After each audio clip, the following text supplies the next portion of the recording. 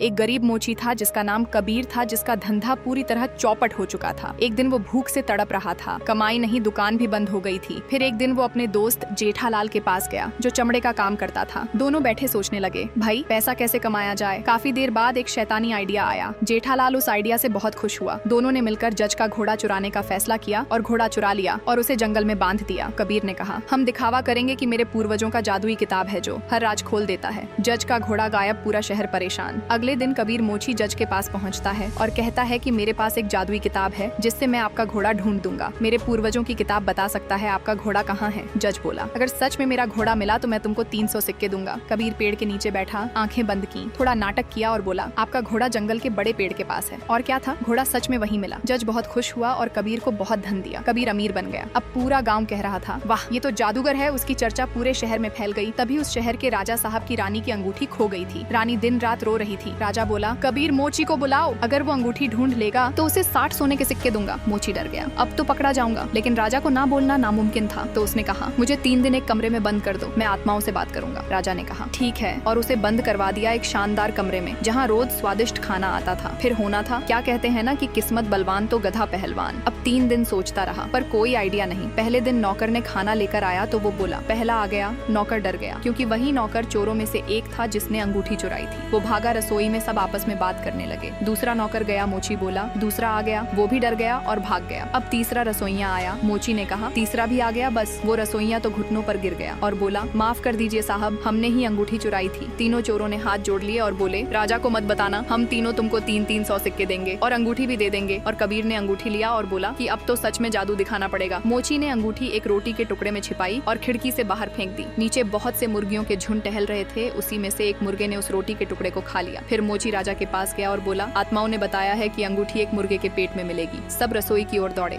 फिर क्या था, मुर्गी को काटा और बूम, अंगूठी मिल गई। रानी खुश, राजा खुश और मोची को इनाम मिला 6 गाड़ियों भर सोना। अब मोची पूरे राज्य में मशहूर हो गया। लोग कहते थे, उसका जादुई किताब सब कुछ जानता है। पर बेचारा मुर्गा जिसके पेट से अंगूठी निकली, उसे किसी ने माफी तक नहीं मांगी।